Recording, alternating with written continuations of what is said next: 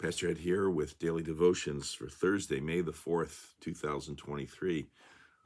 Please bear with me. I'm still fighting this cold, and so my voice is certainly sounds really froggy to me, but I'll do the best to get through with this.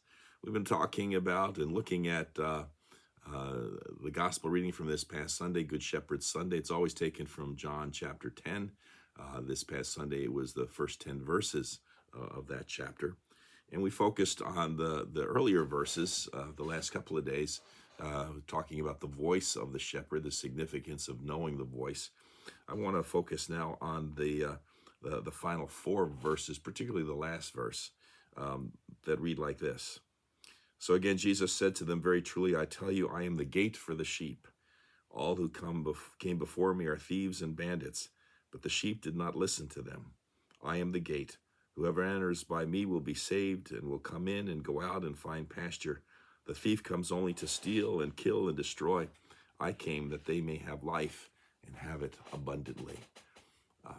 Really want to talk about life, the meaning of life, what an abundant life is.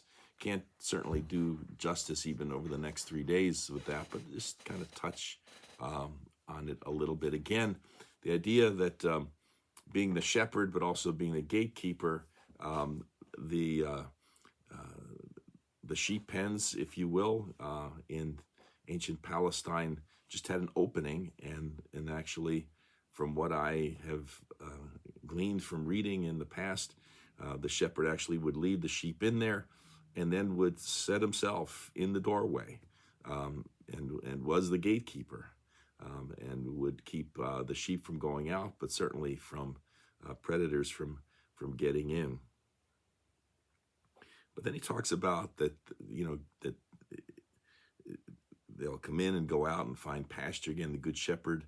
Think of the 23rd Psalm, which is also associated with Good Shepherd Sunday, and all the things that the Good Shepherd provides for us, that Jesus, as the Good Shepherd, provides for us, and ultimately an abundant life. Well, what does that mean? Life has been looked at in a lot of different ways. I came across this. Somebody came up with the stages of life. We've probably seen all kinds of things talking about the different stages of life, when we're young, and then when we're, young adults, and then middle-aged and elderly and so forth. But I came across this one. Here's the 4 stages of life: lemonade, Gatorade, Medicaid, and hearing aid. I think I've reached that 4th one there. My hearing is not so good these days. But we're surrounded, maybe more so than any other time in history, by so many competing voices for what constitutes a meaningful life, a purposeful life, an abundant life. Again, there are prosperity gospel preachers who would have you believe that God wants you to be wealthy, and anything short of that is not an abundant life. It's really about an abundance of possessions, in other words, and that's not at all. But we're surrounded. What we're talking about here, but we're all bombarded by these things. A fellow by the name of James Emery White once wrote, "I sat down and looked through some magazines this past week," he says, "and I discovered that if I want to feel right, I need to get a Nordic track. I don't have a Nordic track, just a membership down at the gym, so I suddenly realized that I didn't feel as healthy as I thought I did. Well, then I read that I needed to be stylish, and I would need to buy a Toyota Camry. Our family van was in the shop, so I've been driving our old Mercury Sable. That felt bad enough. Real men drive SUVs or bright red sports cars. I've got 4 kids, so I don't have the luxury of driving what real men drive, so I found out that I couldn't be stylish with the cars I owned.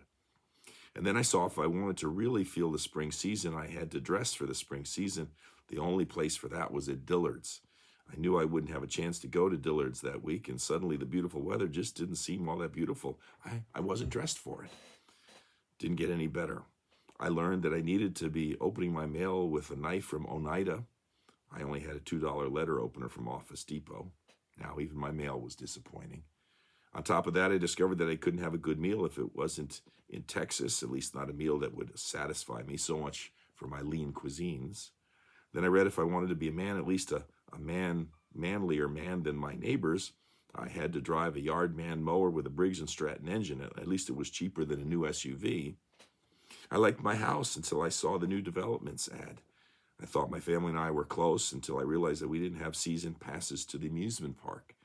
I even thought I loved my wife, but since I hadn't bought her a diamond necklace from the jewelry store, I was informed that I didn't. I found out that I can't even be romantic with my wife unless we use Sylvania light bulbs. Would you know it? We have GE. By the time I got finished with those magazines, I just wasn't depressed. I needed counseling. Ever feel that way? We all have. And that's true. We're bombarded all the time with these competing messages about what constitutes a full life, a meaningful life, a good life. Is that what Jesus is talking about here? Since none of the things that we're bombarded with on a daily basis even existed then, probably not. But we'll think about that and try to answer that question in the next couple of days. Until then, take care. I'll try to be feeling better. Hope you're feeling good, and we'll see you tomorrow, God willing. Take care. Bye-bye.